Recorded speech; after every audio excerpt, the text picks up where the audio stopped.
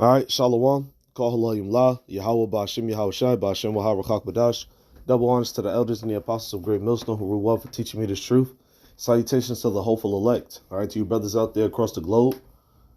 You know, among the so-called Negroes, Latinos, and Native Americans, you know, scattered abroad, pushing this word with all righteousness and sincerity. All right, and to you few sisters who hearken as well diligently. Peace, love, and blessings. Chaya here back with another video. And I'm going to go into a little bit of the origins of this lovey-dovey day, all right, Valentine's Day, you know, so I want to go into talk about the origins of that, you know, and talk about dating culture in America, bring out some statistics on that, okay, and some of what I want to discuss actually comes from this video of Pearl, all right, Pearl of Just Pearly Things. I think her real name is Pearl Davis, all right. And, you know, she covers a lot of ground concerning, which you got a lot more women, you know, coming out on the internet, you know, covering a lot of ground of the contradictory nature of westernized women. You know, they talk about the race, the stats, you know, the double standards of Western women. All right, some of them among themselves are also Western women and things of that nature, you know, like of Europe. Your descent, you know, American and so on and so forth, which those aren't nationalities, but, you know, I just want to get to the point. Okay. But you got a lot of females, you got a lot of women out here speaking against these, you know, these double standard, double-minded, contradicting females out here. All right. Like I said, of Western culture. All right. You know, talking about submissiveness and all of these other things. So just real quick, I'm going to play a little bit of the video and then we're going to go into some articles. Do you think black men are more desired than other men? And I say that because there was a controversial poll online where it said that the least desired man when it comes to the dating market is an Asian man. That's true. I heard that. East Asian man. Dating app data, yeah, it's like Indian, I'm pretty sure. But no, number one is white, number two is black. But black is like... All right, now, notice the question he asked and notice how Pearl just responded.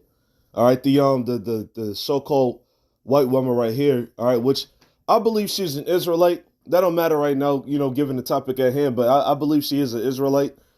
You know, I think she's from Europe or something along those lines. But I think she's a Jake, man.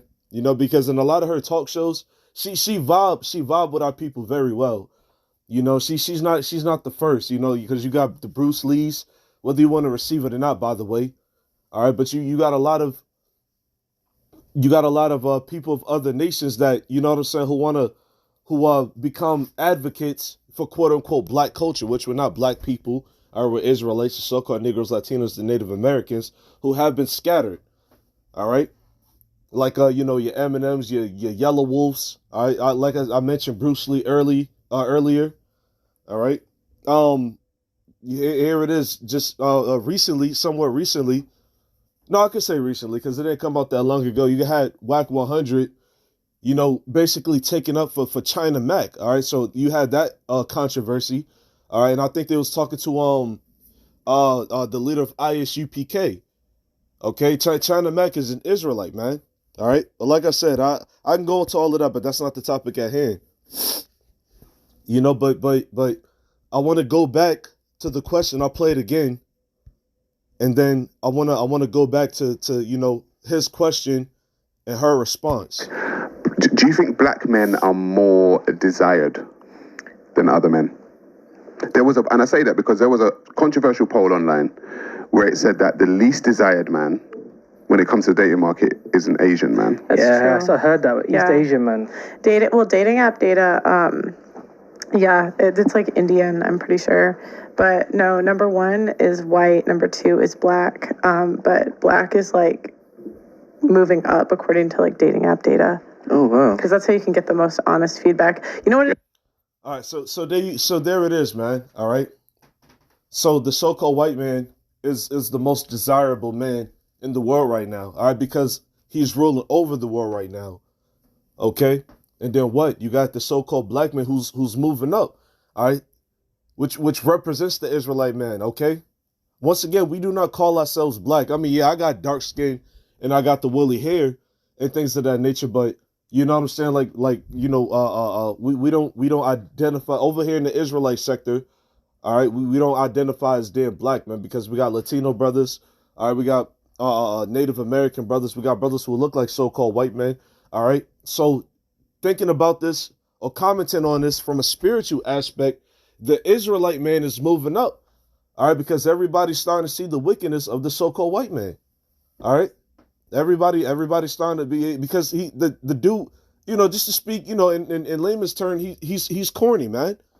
All right, he's corny.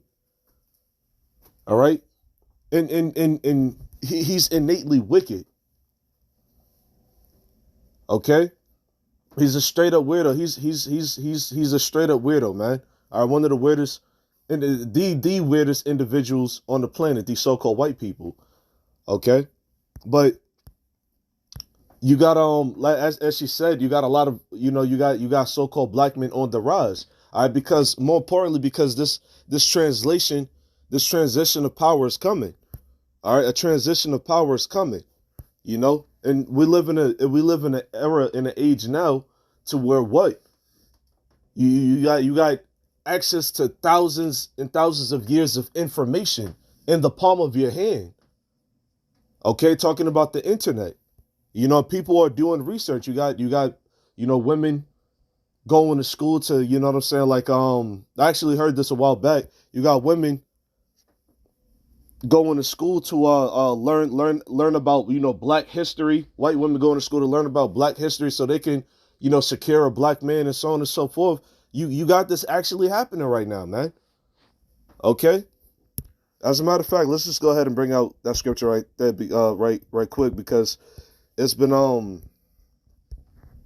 it was going through my mind. It's a couple scriptures, but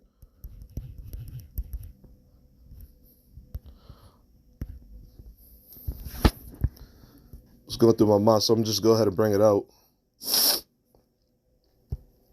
Yep, this is the book of Ecclesiasticus, or Sirach, chapter 10, verse 8. It says, because of unrighteous dealings, injuries, and riches got by deceit, the kingdom is translated from one people to another. And this is in all aspects. All right, this is in all aspects of life. You know, from the riches of the world, and the women, and the resources.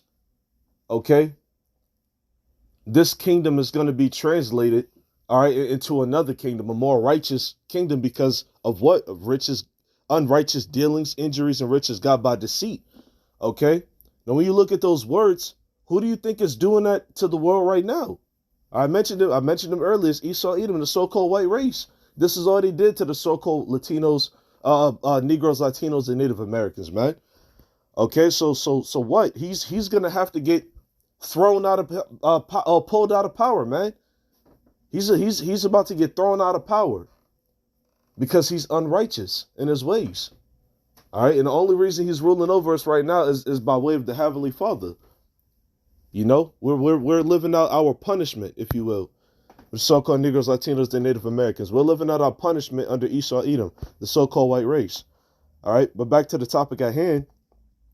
Like the scriptures say, all right, the kingdom is translated into another, man.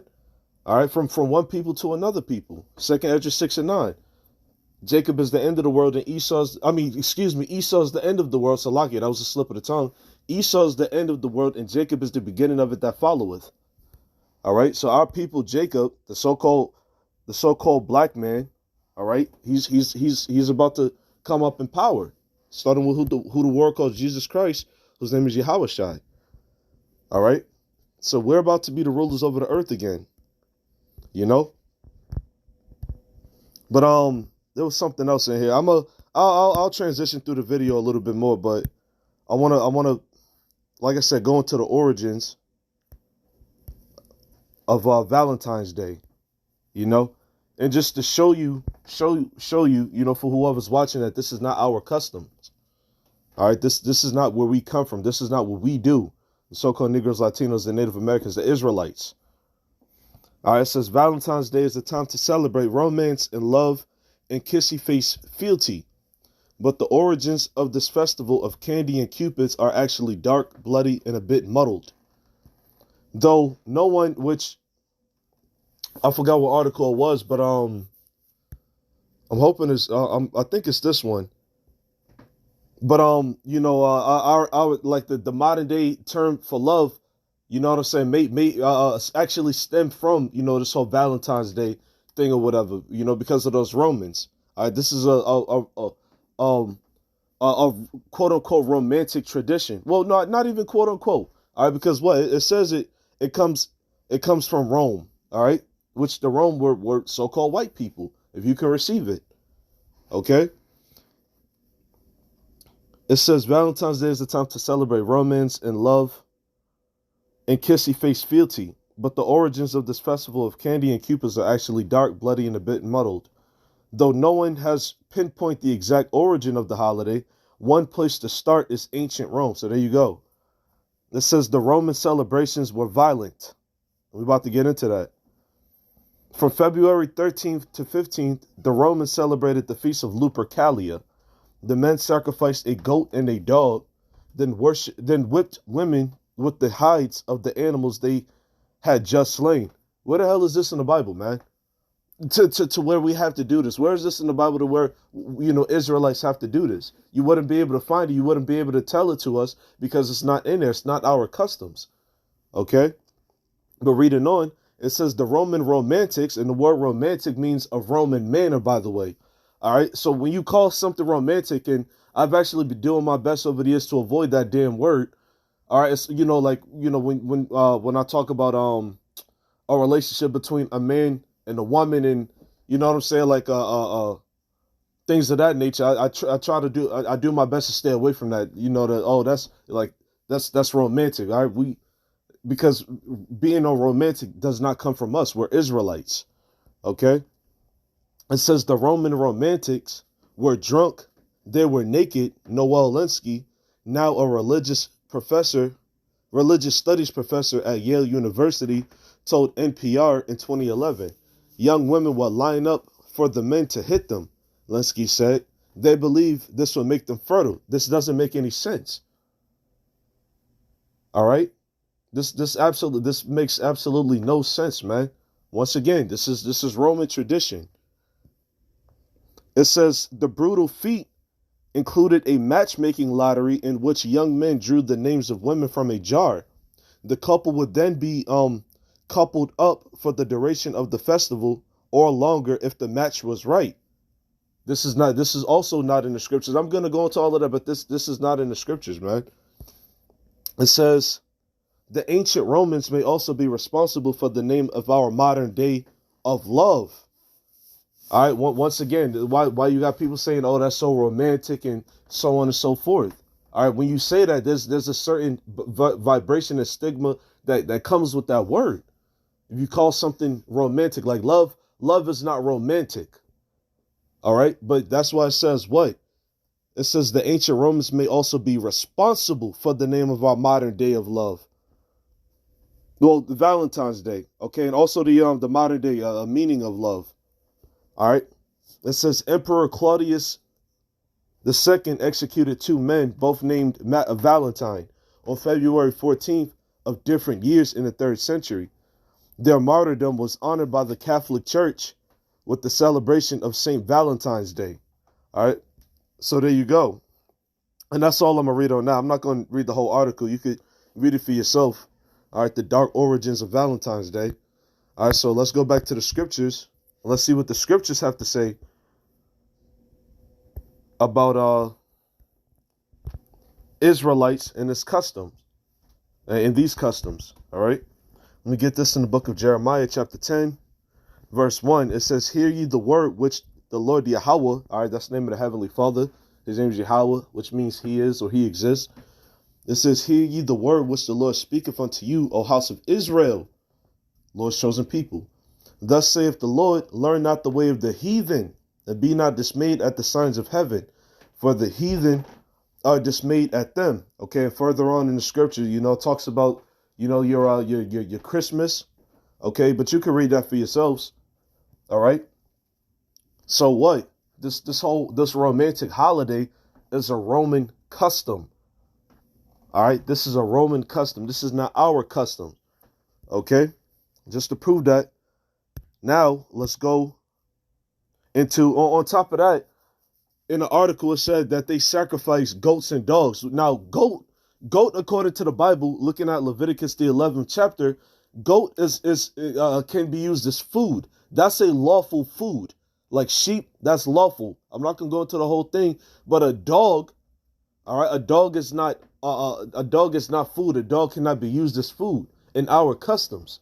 All right, really not supposed to be any custom, but you got the other heathens, all right, like I'm gonna just use them, the so-called Chinese, all right, they actually have a festival every year to where they catch a bunch of dogs and cook them and eat them, all right. But according to the Bible, dog is unlawful, man. All right, that's an unlawful beast for consumption, So we're not supposed to be sacrificing abominable beast to the Most High, man. All right, but once again, the Chinese are not our people. We got Chinese among them, but those are not our people in general. We got brothers and sisters among the Chinese, but those are not our people.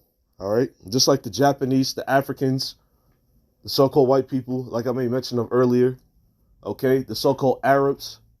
All right, those of such are not our people, man. Okay, so that sacrifice was in vain. All right, dating is not in our customs. All right, so I had looked up on Google. Get out of here. I had looked up on Google. All right, the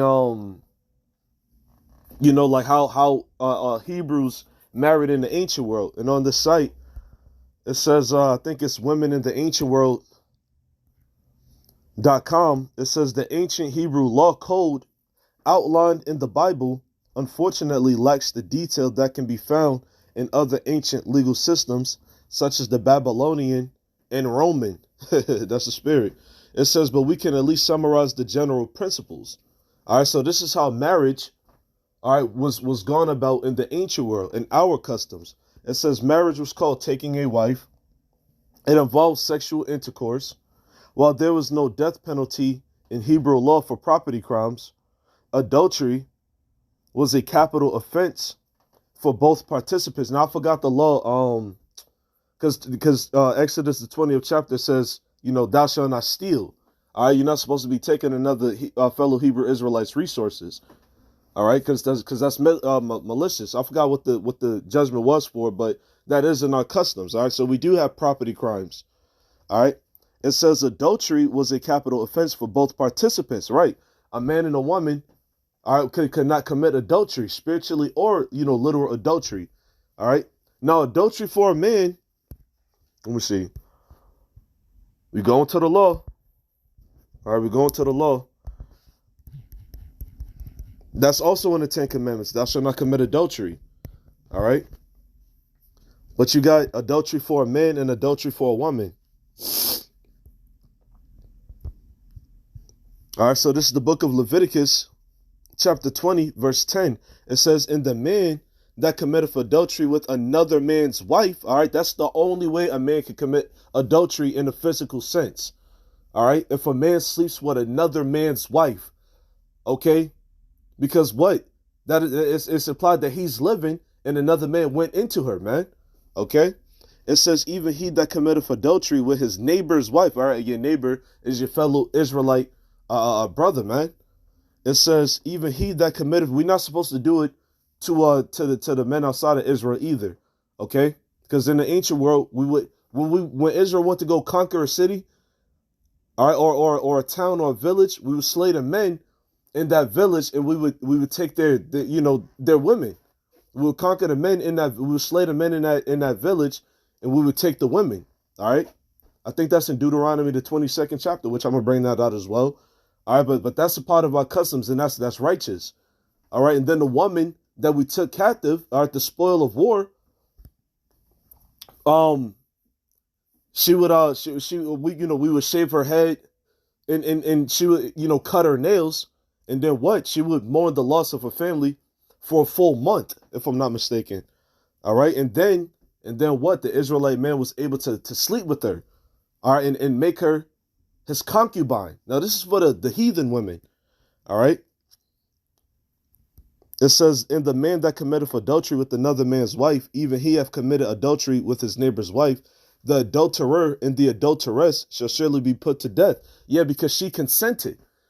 All right, now, I mean, yeah, you can say it's all over the world because it is all over the world. All right, you got horror culture, man.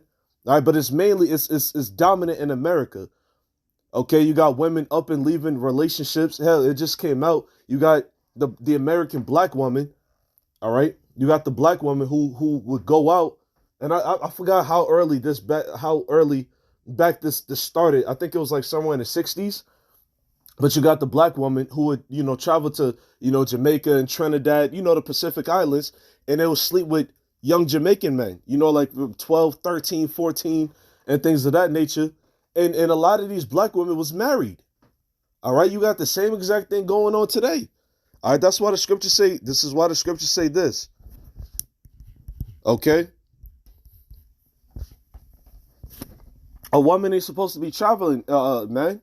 All right, a woman is not supposed to be traveling. If a woman has a husband, all right, she's not supposed to be going out traveling, doing whatever the hell she wants to do, all right, by herself or with her girlfriends, because her or them is not secure. All right, the man is supposed to be the provider and the protector of the family. She's not supposed to be going out doing whatever the hell she wants to do. Okay, so this is the book of Ecclesiasticus called Sirach. It says, "Give the water," 25 and 25, "Give the water no passage, neither a wicked woman liberty to gad abroad." All right, so these American black women who go out to the Pacific Islands and they sleep with these young boys, all right, they should be put to death. They should be put to death. And like I said, these are women who have husbands, bro. All right. 26 and 8. Ecclesiasticus 26 and 8. It says, "A drunken woman and a gadder abroad cause of great anger, and she will not cover her own shame." Yeah, that's why you got our women, which this started in slavery, with our women, walking around half-ass naked. You know what I'm saying? Talk about some don't look at me, and all this other stuff. I'm not a whore, but it's like you're presenting yourself as such, man. All right, this is why apparel is important, which I'm not going to go into that in this video, but apparel and appearance, all right, is very important, man. Okay? You supposed to, you can't really tell in this society anymore, but you're supposed to know somebody, or you're supposed to respect somebody based on how they dress, man. All right, so if a woman is out, dressing all half-ass and, let me see, romper. If a woman is out wearing shit like this, that's right, because you got male rompers too. Wicked, man. If a woman is out looking like any of these females, all right, then what? She's supposed to be looked at as a whore. Okay, that's why men look at a lot of these females out here is easy. All right, because look how they dress, man. All right, then you got this as well. And I forgot the name. I forgot the name of those damn pants that they wear in the summer too. But they're like some skin tight pants, which they kind of branch out at the bottom, like bell bottoms or whatever. And they usually come with very decorative patterns. All right, but yeah, this is off, man. All right, we're actually coming into quote unquote sundress season now too. All right, summer. All right, but if a woman was out looking like that, then she would be labeled as a whore. All right, the scriptures talk about a woman being a modest apparel. All right, so that was the point on that. Going back to verse 3, it says, "While there was no death penalty in Hebrew law for property crimes." Oh, Salaki, it said no death penalty. That was my mistake. But there is a penalty for stealing. All right, it says, "While there was no death penalty in Hebrew law for property crimes, adultery was a capital offense for both participants." So going back to the scripture, yeah, I'll get it in here. Going back to the scripture, Leviticus 20 and 10, it says what? "The adulterer and the adulteress shall surely be put to death." All right, because what?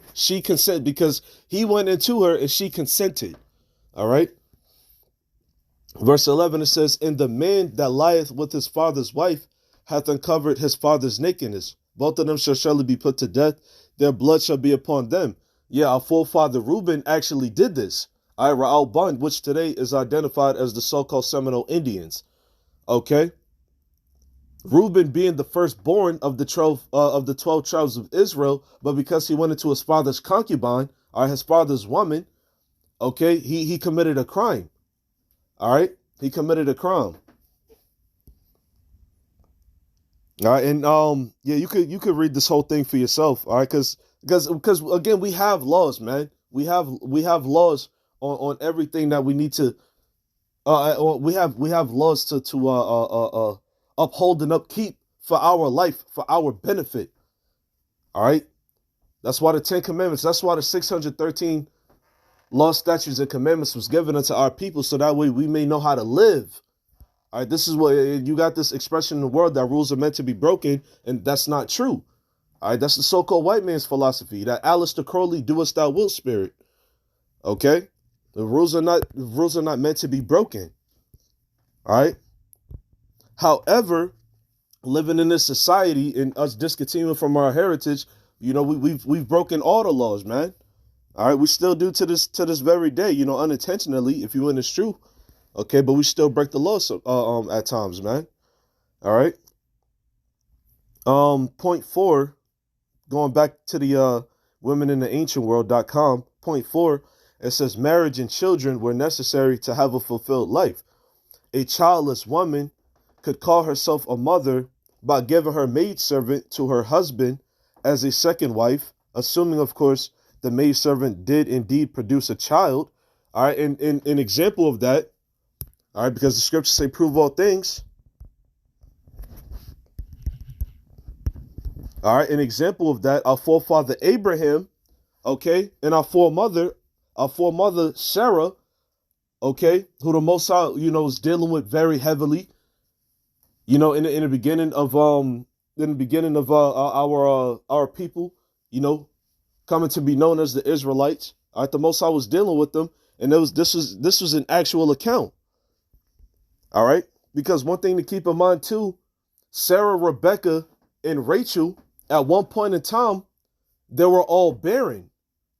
All right, they were all barren, and mind you, Abraham, Isaac, and Jacob were all Hebrews. All right, so these is our forefathers and foremothers. All right, but once again, Sarah, Rebecca, and Rachel were all barren. All right, I'm not gonna bring out every single scripture on each and every last one of them, but you know, Sarai, yes, she was called Sarai at the time, and he was called Abram. All right, Genesis 16:1, it says, now Sarai, Abram's wife, bare him no children, and she had an handmaid, an Egyptian, whose name was Hagar. And Sarai said to Abram, behold, now the Lord Yahweh have restrained me from bearing. I pray thee, go in unto my maid. Okay, so this is permitted. All right, this is permitted. This is in our laws, man. All right, because we're allowed to have multiple wives. You know, I don't advise brothers, you know, try to do that on this side in this life, but this is going to happen in the kingdom. We're going to have multiple wives. We're going to have multiple concubines. All right, so Sarai said unto Abram, go into my maid. All right, because, and remember, keep in mind, Hagar, she was a heathen woman. All right, she was a lesser wife. All right, it says, it may be that I may obtain children by her. And Abram hearkened to the voice of Sarai. All right, so he was just like, all right, baby, you know, I get it. I understand. You know, Jake today. All right, baby, I hear you. I understand. I'll do that. Verse 3, it says, and Sarai, Abram's wife, took Hagar, her maid, the Egyptian, after Abram had dwelt 10 years in the land of Canaan, and gave her to her husband Abram to be his wife. And he went in unto Hagar, and she conceived. Meaning what? She was with child. She was bearing child. And when she saw that she had conceived, her mistress was despised in her eyes. Yeah, she got jealous, man. Cause she just like, this is our firstborn. That's supposed to be my baby. You know, you could tell this. You could tell that you know, Sarai, you know, was a Hebrew, was you know, our foremother. All right, because you know, look at our women today. They get jealous. They get envious. You know, one not another. I think somebody has said, what was it, man? The biggest critics of women are women. I mean, I can attest to that, but I got to do my best to stop telling personal matters all the time.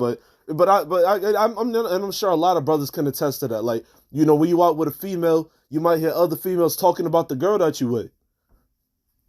All right, you might say something, revolting, about the woman that you with. Especially if she is revolting. But you got women who are jealous over women, man. All right, so what? Sarai, she despised Hagar. All right, she got mad at her like damn, she really had a child with my man. That's supposed to be my child. Okay, which technically it is, but yeah. Verse 5, it says, and Sarai said unto Abram, my wrong be upon thee. I have given my maid into thy bosom, and when she saw that she had conceived, I was despised in her eyes. The Lord judge between me and thee. But Abram said unto Sarai, behold, thy maid is in thy hand, do to her as it pleaseth thee. And when Sarai dealt hardly with her, she fled from her face. Yep. Yeah, so that's pretty much the point. So yeah, man.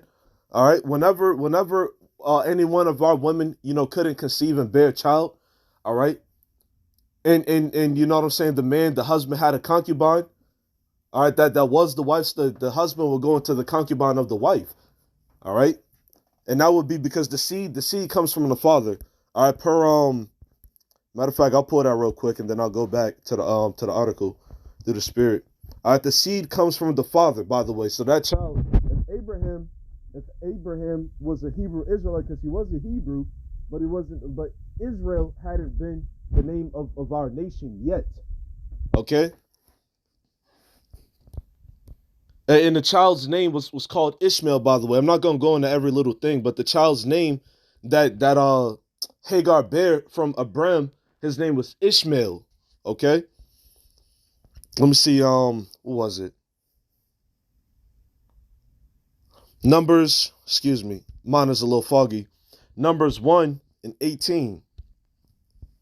It says, and they assembled all the congregation together on the first day of the second month, and they declared their pedigrees after their families by the house of their fathers. So there you go. It said, according to the number of the names from 20 years old and upward by their posts. All right. So the seed, the generation, all right, it comes from the man. All right. The man carries in his testicular sacs, all right, the semen.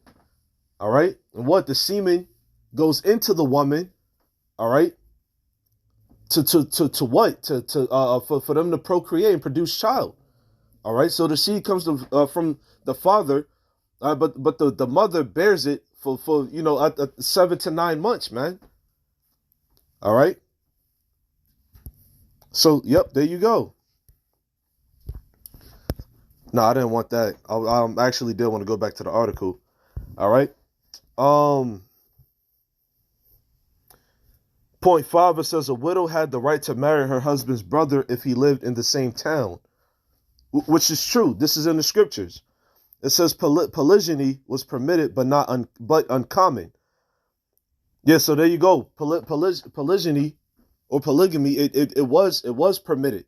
It still is permitted in our nation, but again, brothers, we're not in the time to be practicing, polygamy, polygamy or polygyny. Okay. It says, but uncommon. Divorce was easy for a man and impossible for a woman. And this may trigger somebody, man. All right. Because what in American culture, as a matter of fact, let's go back to the whole situation on Rome, right? Which America has many different cultures and doctrines and philosophies absorbed in it. All right, that's why this place is called a melting pot, because it has a religious tolerance. All right, so it says, where is it? It says the brutal feet. Now this is what the Romans striking the women, with the skins, the hides, the coats of the animals that they just slain. Which once again, you will not see that. You will not see us in the scriptures doing that one to another, man. All right, that's not our customs. All right, that's heathen. That's heathen customs.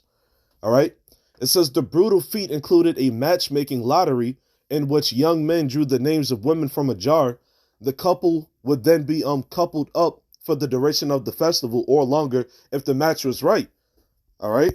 So going back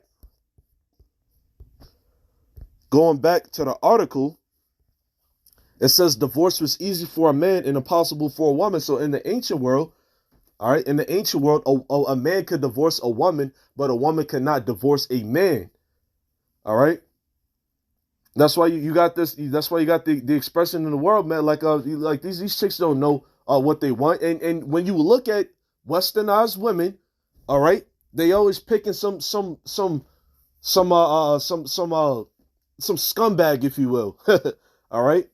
A lot of Western women, they pick, especially among our women, they always pick some scumbag.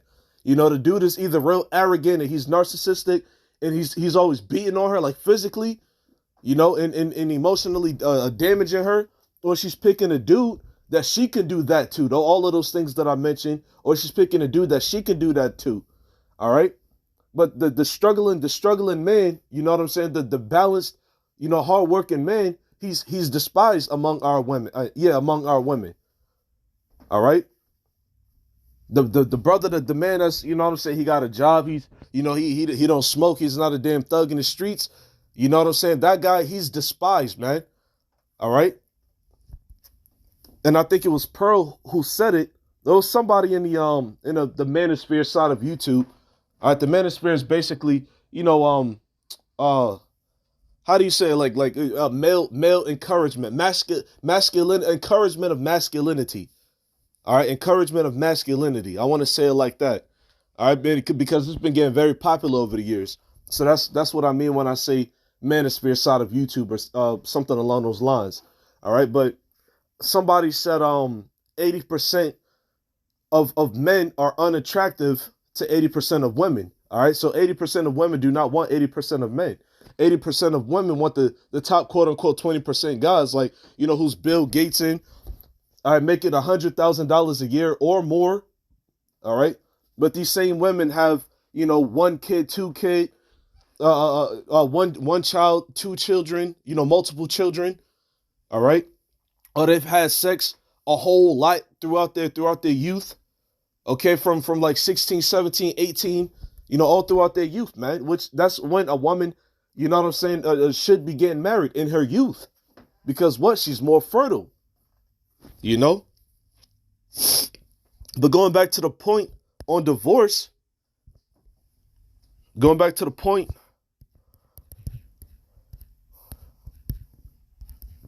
divorcement, it actually says the same exact thing, well, in a similar sense, in the Zondervan Compact Bible Dictionary. All right, a man could divorce a woman, but a woman cannot divorce a man. All right, so Deuteronomy 24:1, it says, when a man have taken a wife and married her, and it came to pass that she find no favor in his eyes because he have found some uncleanness in her, then let him write her a bill of divorcement and give it in her hand and send her out of his house. And when she is departed out of his house, she may go and be another man's wife. Meaning what? When the man that she was with, all right, he don't want nothing to do with her no more. Okay, and there's a certain way to go about it. All right, I'm like this happened only because she might have been, you know what I'm saying, a real evil, contentious woman. All right, not agreeable. All right, not non-compliant and things of that nature. Okay, or she was doing anything against, you know, Israelite customs. All right, then the man, he had to what? Write her a bill of divorcement and send her away. Verse 2, it says, and when she is departed out of his house, she may go and be another man's wife. So now she's, you know, it's open season pretty much. Okay, it's open season, so another man, you know, could pick her up. Verse 3, it says, and if the latter husband hate her and write her a bill of divorcement and giveth it her in her hand and sendeth her out of his house, or if the latter husband die, which took her to be his wife, her former husband, which sent her away, may not take her again to be his wife. After that, she is defiled. Yes, she's polluted. All right, now think about this. Think about this law and this custom in the ancient world and compare it to what's going on now. Okay, you got these dudes, who take these virgin women, all right? They smash them and then they leave them alone. They stop dealing with them, which according to the Bible you're not supposed to do that. All right, if that's your woman, if that's your wife, you're supposed to keep her. All right, she's bound to you.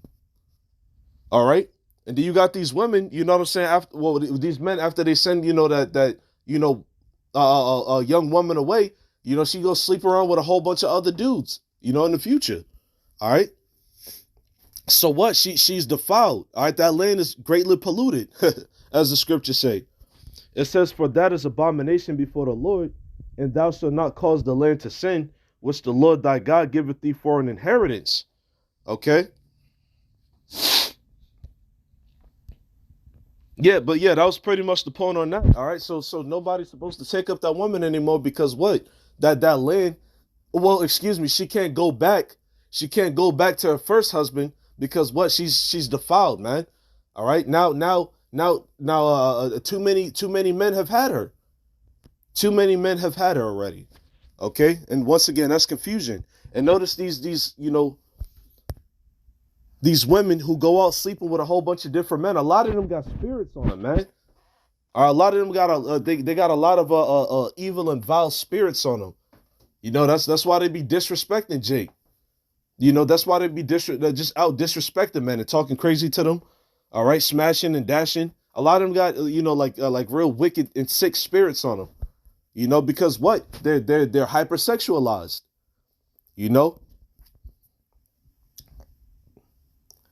Point 8, it says childlessness was the most common reason for divorce, which that makes sense too, because if I'm going to tell my wife and she's not conceiving, you know what I'm saying, and bearing child, you know what I'm saying, I'm gonna look at it as like there's something wrong with her. She's sick.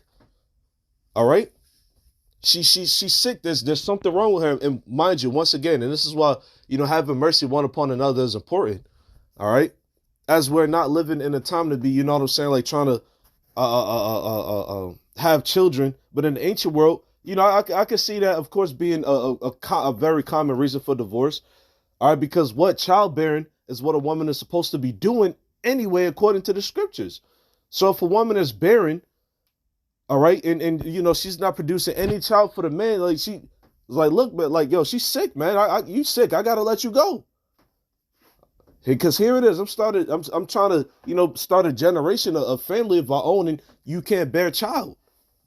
Yeah, I know it sounds unfair, but this is just biblical times. These is ancient times.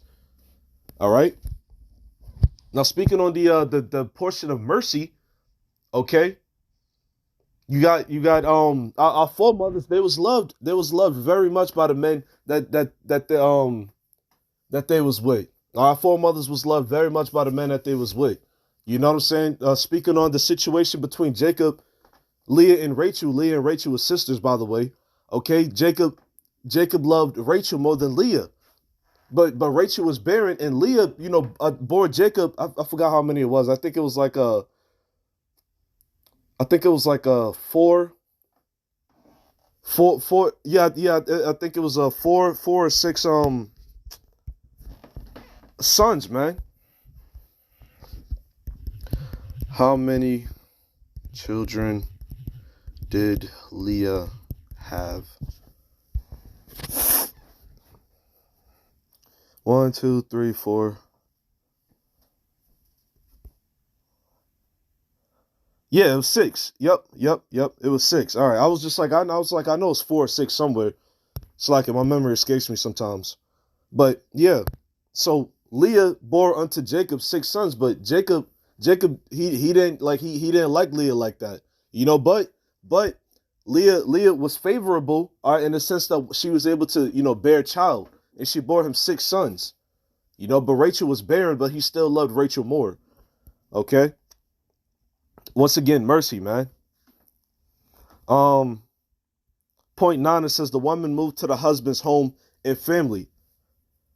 Point 10, while the husband was clearly the boss, each expected love from the other, and a wife had the legal right to support. All right, so there you go, man. That's pretty much the point on our article. All right. Now going back to this whole dating thing, because like I said, this is not our customs. All right, so that whole Roman matchmaking thing, that's not our customs. All right, that is not a part of our customs. Okay. Now I wanted to also make just a few other points, because Pearl had said something to this effect in the video. All right, that what white men, all right, is the number one most desirable man on the planet, and the black man following. All right, in the Asian man, I think she said East Indians. All right, the East Asian men, they're the less desirable. All right, so that's who's that? Elam. All right, Elam. All right, the so-called East Indians. All right, they're the least desirable men. All right, it says odds favor white men, Asian women on dating app. Yeah, she also said later on in the video, actually not too long after that Asian women were the more desirable women, all right, of all the women on the planet. Okay. It says researchers recently took data from the Facebook app Are You Interested, and found that not only is race a factor in our online dating interests, but particular races get disproportionately high and low amounts of interest. Okay. And look, man, this once again, this whole dating stuff is wicked, because every man is supposed to have a family. He's supposed to have his own resources, all right, and things of that nature. So, every man on the world is supposed to be, married and making babies and so on and so forth. With their wives, man. Okay. It says of the 2.4 million heterosexual interactions researchers reviewed, the findings show women get 3 times, because I ain't going to look at and go over the whole article, all right, but it's pretty much exactly what Pearl said, all right? So-called white men are the most desirable men, and so-called Asian women are the most desirable women, all right? It says women get 3 times the interactions men do, and the reason why, Asian women are the more desirable ones, because they're seen as what? More submissive, all right? More feminine, okay? More subservient, and things of that nature. And the white man, the most desirable man, is because what? He's usually looked at as the one who has the most resources. All right. It says all men seem to be more interested in people outside their race, which makes sense. That's why you got, this way you got, a lot of Jake men, so-called black men, the passport bros, if you will, going to the Philippines to find humble and submissive women. All right, which we got sisters over there as well. Not gonna go into every little thing, but we got sisters over there. All right, but those Filipinos, I believe they go back to Moab. If I'm not mistaken, they go back to Moab, the so-called Chinaman. All right, just like the Koreans. It says all men seem to be more interested in people outside their race. It says black men and women get the lowest response rates to their messages.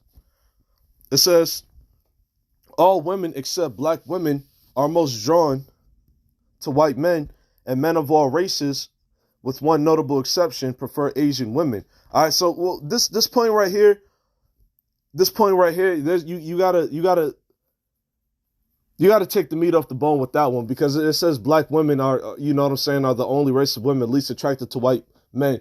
I don't necessarily, if I'm being honest, I don't see that. I mean, my opinion don't matter. This is obviously fact and things of that nature, but given slavery, all right, you got a huge history between white men and our women, the so-called black women, all right, because we was their slaves. So you had a lot of slave masters ravishing the wives of black men, all right, ravishing black women. Okay, you still got a lot of our people, a lot of our women who just like, get you a white man, not a black man, and so on, and saying all this stupid shit. All right, which the Pearl had mentioned in the video, but it goes back to superficiality. All right, it goes back to superficiality and also pre-selection. As a matter of fact, let me get that first. Let me get that word pre-selection. And excuse me, she actually said pre-selection. But superficial is a very important word too. Pre-selection. All right, so pre-selection, this is what it says on Google, Wikipedia more specifically. It says pre-selection is the process by which a candidate is selected, usually by a political party, to contest an election for political office. All right. Now, pre-selection in dating, that's actually what I meant to give, but it's all through the spirit.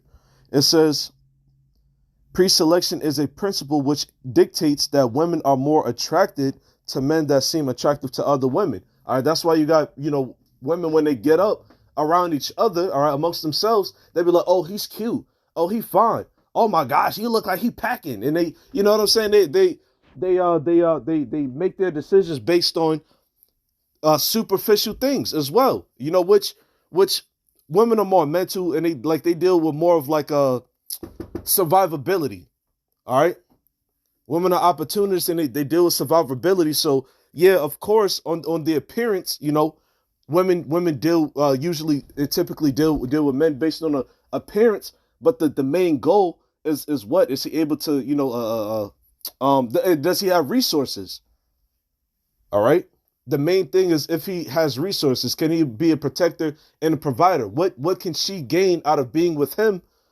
All right, in the long run. Whereas men, a lot of us, stay on the superficial level. All right. But you got a lot of men, doing the same thing. Like, what can I pull away from this? What can I gain in the long run of being with this woman, aside from her having a fat ass and some good vagina? All right. That's why, once again, you got passport bros, which that's been going on for ages anyway. All right. The ancient men, we traveled. Our forefathers traveled. You know what I'm saying? It's slept with different women. That's why you got war babies. Jake in the military and in the army, they'll go hit up these other countries and invade or whatever. Just sleep with the women. And then keep on moving. All right, but that's pre-selection. In short, that's pre-selection. All right, so basically, a man that other women want. All right, so right now, what's the standard for men right now? All right, he got to be a thug or a scammer, or he got to be a hood of some sort. Okay, he got to dress nice. He got to have a damn lineup. Okay, or he got to be making $100,000 or more. All right. So that's pretty much the standard, man. At the end of the day, a lot of these females don't know what the hell they want, man. All right, a lot of these females don't know what the hell they want. That's why, it's important for a man. It's important for a man or a father to pick out her husband. It's important for a father to pick out her husband, because men, well, we should know how to properly vet another man. I'll just say it like this: men know how to vet other men. All right, we should be able to properly know how to vet other men. All right, so if I'm a father with a daughter and I'm trying to marry her off, then what? I got to go out and search for a man that can, be responsible for her. All right, and proof of that, let me see. Laban. All right, Genesis 24 and 29. There's so many beautiful stories in here, but I'm not going to read everything. It says, and Rebekah had a brother, and his name was Laban. And Laban ran out unto the man, unto the well. Hold on, I don't think that's a scripture. But yeah, Laban was Rebekah's brother. Rebekah as in Isaac's wife. Let me see.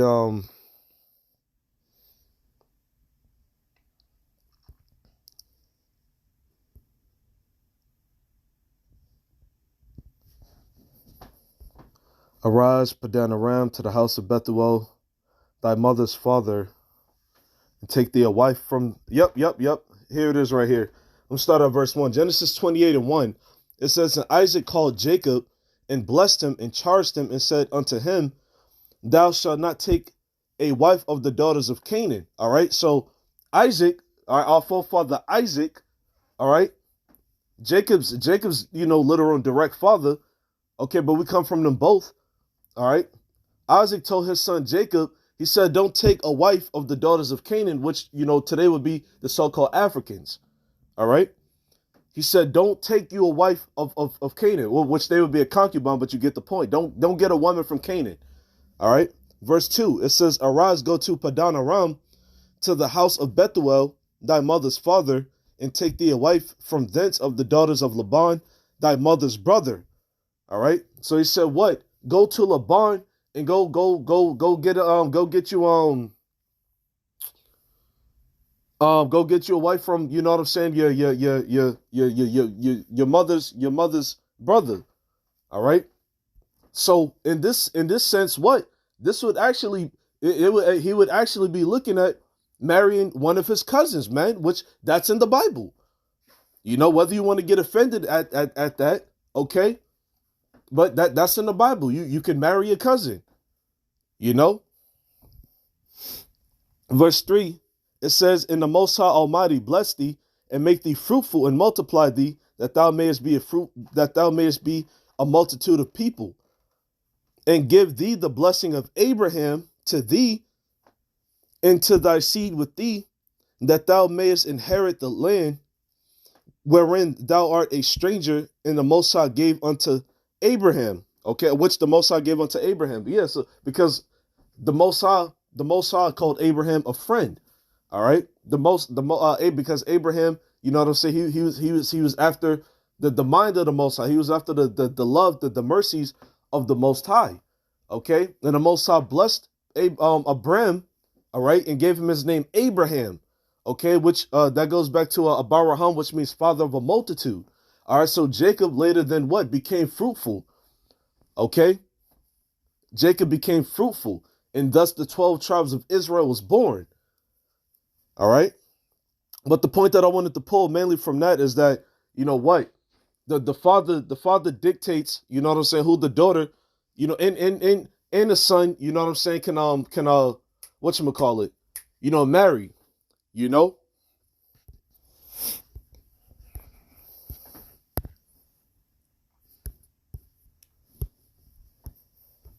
All right, so that was the point on that. And when a man becomes his own man, you know what I'm saying? I mean, you can have multiple wives. Once again, you can have multiple wives. All right, but there's a way to go about it. There was a way to go about it in the ancient world. All right, like I said earlier, like if a man went to war and he saw a woman, you know, that he really liked or whatever the case, you know, he could take that woman, you know, back home with him. All right, but a woman can't do that. Women is supposed to go to war anyway. And a woman can't have multiple husbands, multiple men. All right. That was pre-selection. I'm gonna drop the superficial thing. All right, because it's basically just, you know, basically the outward appearance, man. That's all it is. All right. Now I'm gonna read this. What is that? Oh, I'm gonna read this small. I'm gonna read this portion on the New York Post site. All right, it says the fascinating history of how courtship became dating. It says dating is hell, which, you know, this is no lie. This is actually the truth. It says dating is hell, but how much worse would it be if the very act of it landed you in jail? It says, according to Labor of Love, the invention of dating, Farrar Straus Giroux, a sprawling new history by Maura Weigel, the first female daters face exactly that, mistaken in their quest for love for prostitutes. Yeah, but once again, a woman is not supposed to be going out looking for a man. Women have poor judgment. All right. And once again, the father has to be able to vet that man. All right. People, that says in the article, it says, as with concepts like the teenager and middle class, dating is an historically recent invention. All right. So if it's not of old, it's recent and more than likely not one of our customs. All right, to the so-called Negroes, Latinos, and Native Americans. It says, spurred by an influx of women into the big cities seeking work around the turn of the 20th century. Yeah, because around this time you had, women's suffrage. All right, so basically women, you know, begging to vote and, you know, basically do things that men are doing. All right, they wanted to work. All right, they wanted to go out and just do their own thing. All right, which that's wickedness, man. That's not lawful. Okay, it says the word date was coined inadvertently, it seems, by George Ade, a columnist for the Chicago Record in 1896, in a column about working class lives. He told a clerk named Artie, whose girlfriend was losing interest in him and beginning to see other men socially. Look at this, man. All right, so this has been going on. This has been going on for ages. Okay, a woman ain't supposed to be sitting at the company of another man if she's married. All right, and a man is not supposed to be sitting in the company of another woman, of another man's wife. The scriptures talk about that. Matter of fact, let me pull that real quick. All right, because it's adultery. All right, even a man talking to a married woman, all right, just regular conversation and chatting, that's going off. You know she's married in this, in this society, she got a ring on her finger, or she may just blatantly, just straight out say it, I'm married, you're not supposed to be saying it in her company, okay?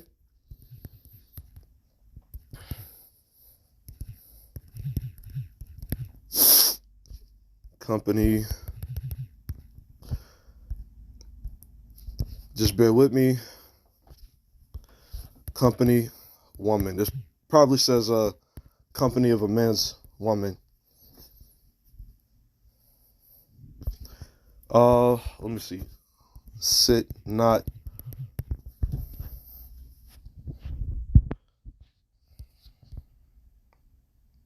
There we go. Ecclesiastic is called Sirach chapter 9 verse 9. It says, sit not at all with another man's wife, nor sit down with her in thine arms. Yeah, so don't cuddle up with her. Don't give her a hug. All right, because this is another man's wife. Jake is big for this, man. All right, that's why you got what's the word, cuckold? All right, from porn. You got Esau Edom that will use Jake, the so-called black man. Okay, or it's some random man in general, but it's mainly in porn. With the so-called black man. All right. He would use the so-called black man to have sex with his own wife, man. All right, Jake, we not supposed to be doing that shit. All right, we're not supposed to be doing that shit. All right. It says, sit not at all with another man's wife, nor sit down with her in thine arms, and spend not thy money with her at the wine, lest thine heart incline unto her. Meaning what? You start quote unquote falling in love. You start getting attached. It says, and so through thy desire thou fall into destruction. Yeah, because what you got it. The scriptures say jealousy is the rage of a man. All right, so if you out, willy-nilly talking to another man's wife, and he find out that y'all even just talking, you know what I'm saying, or sleeping around, there's that woman's husband could kill you. Okay, you're gonna fall into destruction. You're gonna fall sick. You're gonna fall sick for that woman. And you're going to die behind it, which rightfully so. The scriptures say the adulterer and the adulteress shall be put to death. Okay? So going back to the New York Post, it says, when Artie confronts his fading love, forgive me, I'm right here. When Artie confronts his fading love, he says, I suppose the other boys filling on my dates. All right, and that's where the word date come from. All right, because what? It says I suppose the other boys filling on my dates, meaning what? They taking the time in the company of his woman, and she's consenting to it. Okay? But when these single women, stripped from their dependency on fathers and husbands, began to be courted in public, police, politicians, and civic leaders were alarmed. All right, that's why we call you westernized women prostitutes, man. All right? That's why we call you prostitutes, because because that's how you living. You going out dating all of these guys, whether you give it up to them or not on the first day, but you're going out and what? You're receiving resources from men, but you're not doing anything for them in return. All right? That's why we call you prostitutes, because that's how you act. That's the behavior that you're displaying. All right? It says, in the eyes of the authorities, legal rights, women who let men buy them food and drinks or gifts and entrance tickets look like whores, and making a date seem the same as turning a trick. After centuries of women's fortunes being dictated by the men around them, the notion of women on their own gave much of society pause. In Chicago, single women were known as women adrift. All right, but yeah, that was pretty much the point on that.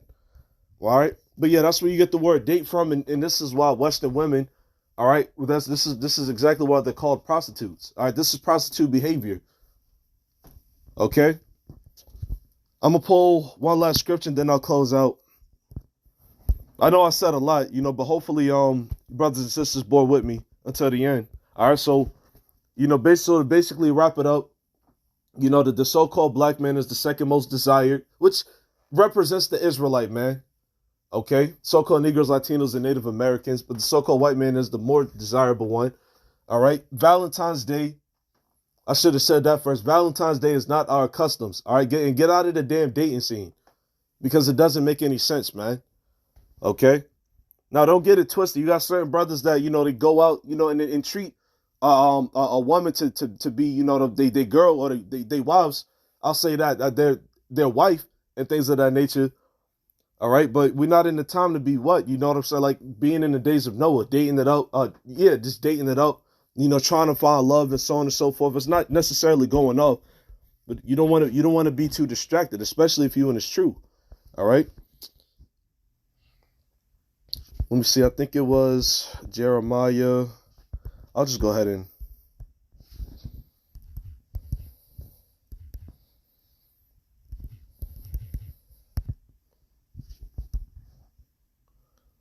Jeremiah 6 and 16, because I was thinking 8 and 18, but that's another one. Jeremiah 6 and 16. Okay, so and that's the reason why I brought out the history of Valentine's Day and what marriage is according to the Bible. All right, and how you go through divorcement and things of that nature, because the whole Valentine's Day, once again, that's not a part of our customs. All right, and if you can receive it with Jacob, being the beginning of the world, and Esau the end of the world. Okay, we're about to go back to the ways of old, man. All right, that's why the scriptures say in Romans 15 and 4, for the things written aforetime were written for our learning. But this is Jeremiah 6 and 16. Oops, it says, "Thus saith the Lord: Stand ye in the ways and see, and ask for the old paths. Where is the good way, and walk therein? And ye shall find rest for your souls." But they said, "We will not walk therein." Okay, so that's why I brought out, some of the stories in the the articles and things of that nature, because we're about to go back to this. We're about to go back, to having multiple wives.